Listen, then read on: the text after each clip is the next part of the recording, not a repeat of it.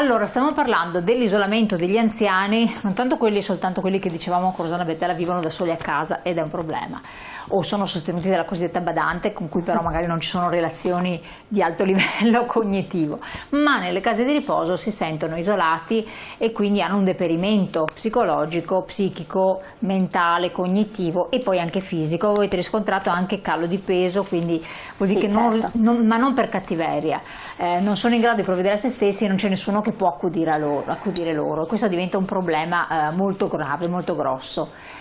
Come è possibile? Lei diceva bisogna stimolare, che ci siano corsi eccetera, però non c'è neanche tempo, perché nel frattempo tante persone non possono essere neanche accolte nelle case di riposo, perché le case di riposo non hanno personale per accudirle. Infatti, quindi allora, è un problema grave. Siamo al paradosso, no? Tempo fa praticamente non si riusciva, c'era una lista d'attesa lunghissima per entrare in casa di riposo, ma perché non c'era posto. Adesso il posto ci sarebbe, ma non c'è il personale in alcune situazioni, e tutto ancora una volta grava sulle spalle delle famiglie. Anche se si fa un gran parlare che la domiciliarità deve essere un valore, deve essere sovvenzionata, ci devono essere più servizi a domicilio, eccetera.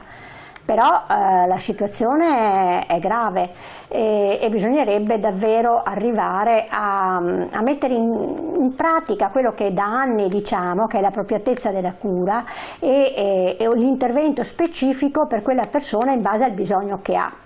Certo. E che non è il bisogno solo dell'individuo, diciamo, dell'anziano non autosufficiente, ma di tutto il contesto che gli sta attorno. La famiglia è in grado di farsi carico di quell'anziano, il contesto sociale, i servizi sociosanitari sono in grado di...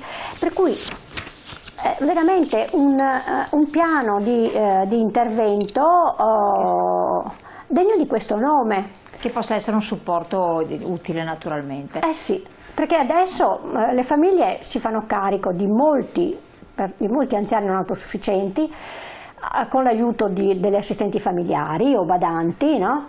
Che però sono persone prive di titolo, non hanno un titolo specifico, sono persone straniere che vengono qua perché hanno bisogno di lavorare, perché c'è questo tema, e tante volte sono lasciate anche loro da sole, no? Con l'anziano non autosufficiente, quindi si crea veramente un nucleo malato, io dico, no? Che veramente può invalidare ancora di più e la persona anziana e la stessa assistente familiare che lo assiste e i familiari che ruotano attorno. Chiaro. E poi vabbè, con tutto quello che ne consegue. Mettiamo una piccola parentesi a questo, perché è un argomento importante, quindi abbiamo due punti fondamentali: risolvere la questione delle case di riposo per dare un respiro a chi vuole entrarci, chi ha necessità di entrarci, alle rispettive famiglie, e poi sistemare la questione di questi benedetti vaccini, quindi lo stimolo. Io passerei la parola, quindi la linea con il collegamento, anche a Vittoria De Lutis, perché c'è l'altro grande tema importante su cui voi insistete costantemente, quindi la questione della legalità, e qui ci sono anziani attivi e quindi fate sensibilizzazione e informazione anche con i giovani.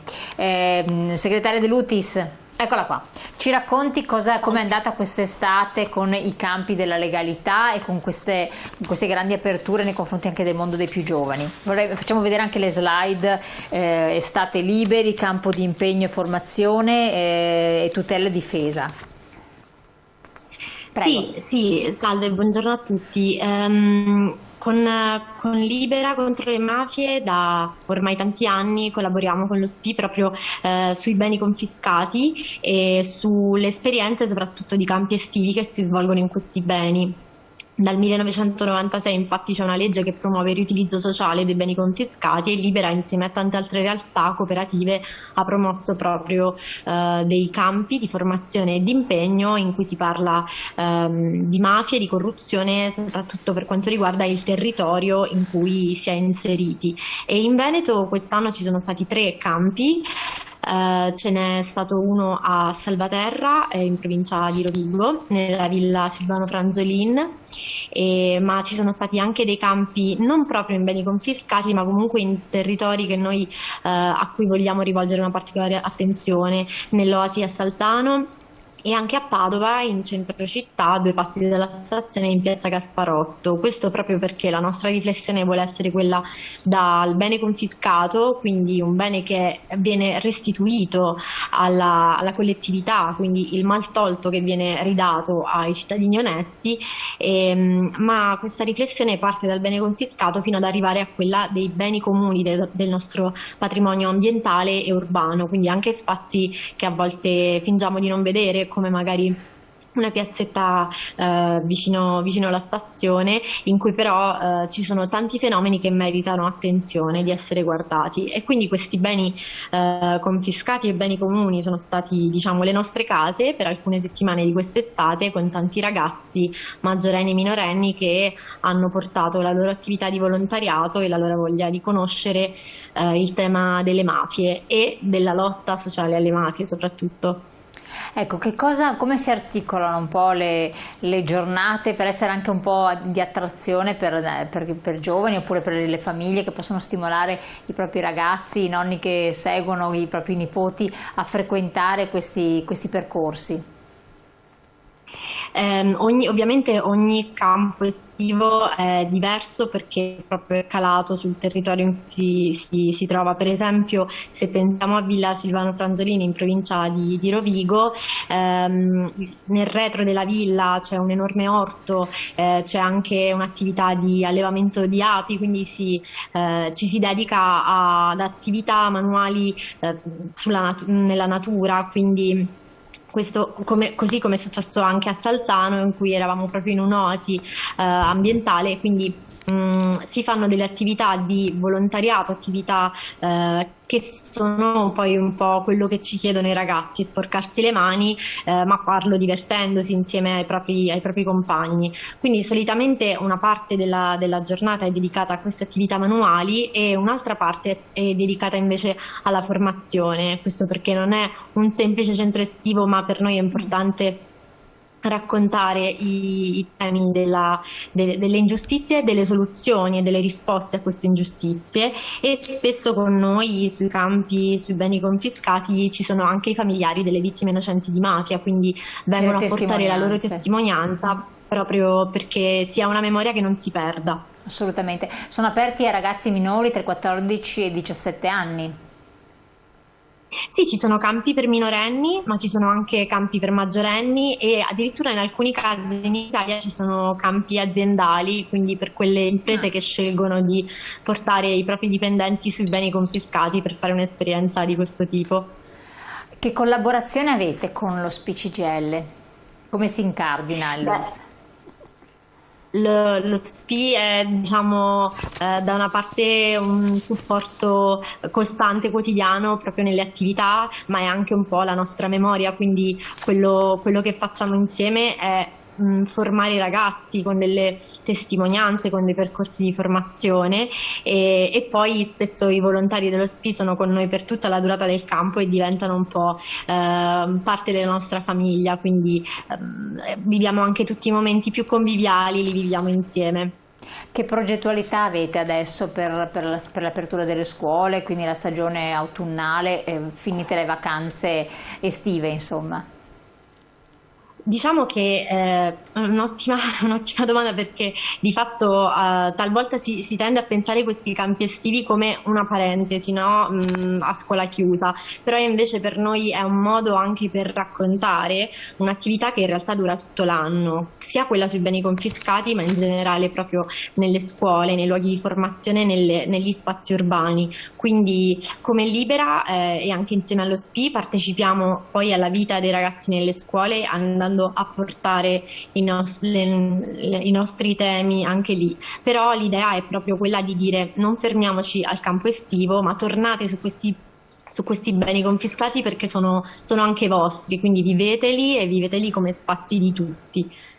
E quindi sempre grande apertura anche per chi volesse continuare questa esperienza, mettendosi in contatto o con lo SPI oppure con Libera. Sì, assolutamente. C'è un messaggio: grande iniziativa quella di Libera, ce ne fossero tante in Italia sarebbe un paese ancora più bello, bisognerebbe portare a scuola queste iniziative di Libera e spiegarne la necessità, scrive Franco da Padova. Rosanna Bettella. Io Sì, no, è quello che... aggiungo che tra l'altro... Sì, prego, prego. Scusa, Rosanna.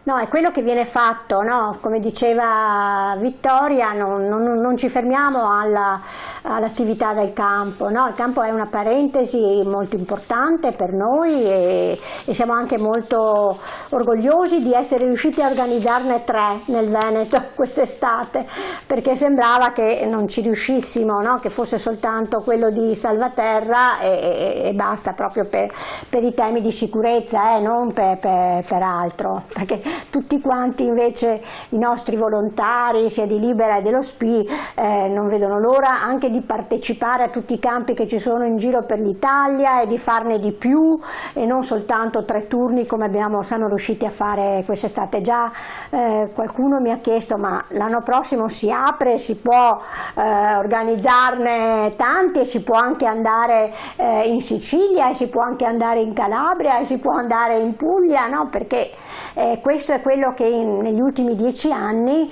lo SPI assieme a Libera ha fatto, insomma, no? Con la partecipazione ai campi.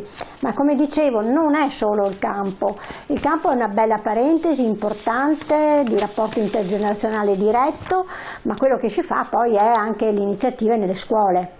Quindi ci sono quindi momenti di incontro con i ragazzi per parlare di mafie, per parlare di regole, di rispetto delle regole, per parlare di rispetto degli altri, no? Della convivenza e della legalità, insomma, in tutte le sue sfaccettature. Chiaro. Andiamo in pubblicità, poi torniamo per completare il discorso. Chiederò anche a Vittoria l'esperienza nelle scuole, che valenza ha, e il fatto che comunque le mafie esistono anche da noi, purtroppo sono una presenza sempre più rilevante, con modalità anche difformi da quelle che erano un tempo, quindi vanno anche affermate certe situazioni e comprese bene. Pubblicità, poi torniamo insieme.